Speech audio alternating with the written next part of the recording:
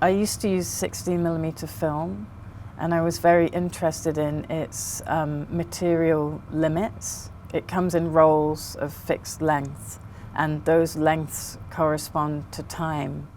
And experienced 16mm editors used to be able to hold a roll of film in their hand and know by the weight of it what its duration was. And I'm very excited by that intertwined relationship between the body and technology. BRIDGIT, that's showing in the Turner Prize, I shot all on my phone. It becomes very material, almost sculptural, this object, my phone. So you can flip it mid-shot.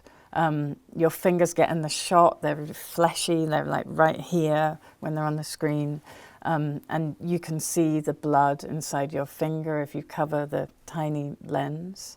You touch and rub the screen to alter the exposure.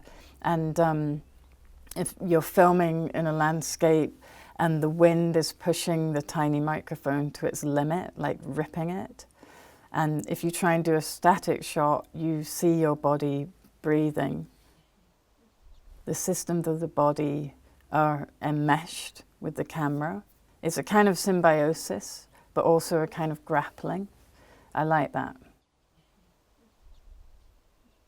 I feel very cautious about the term landscape as one thing, like a homogeneous romantic blob, like a forest or a mountain, as opposed to cities, which are generally more individuated. People see a shot of a city in a film, I feel like often there's an impulse to try to identify that space. Where is that? Is that Paris? Which cross-section is that? So rather than depicting landscape generically, I try to foreground subjectivity, like in the form of personal voiceover, to explore landscapes as the distinct individual locations that they are. I was thinking a lot about self-determination when I made BRIDGIT, and the forms that it might take, both in relation to bodies and to geography.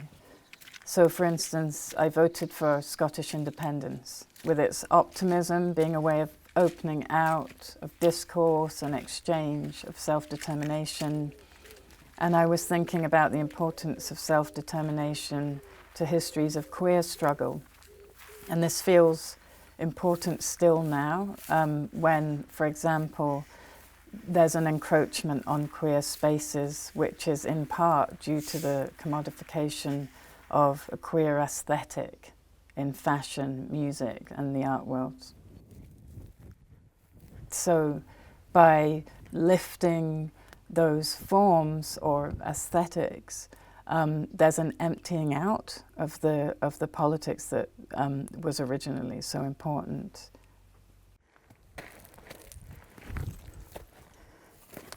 For my voiceovers, I often ask friends to read out my own personal diaristic content, people I feel an affinity with, an affection for.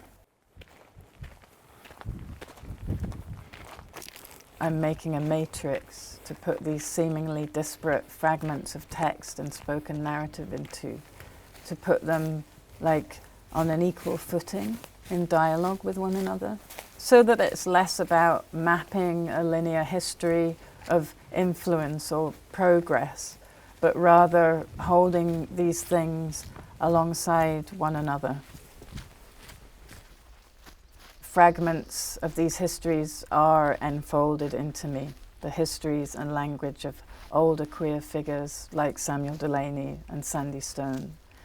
And that isn't static, it's contingent, it's a constant rolling process of enfolding as I move forward in my life. I look for them for context and validation, and I need them to feel grounded in who I am.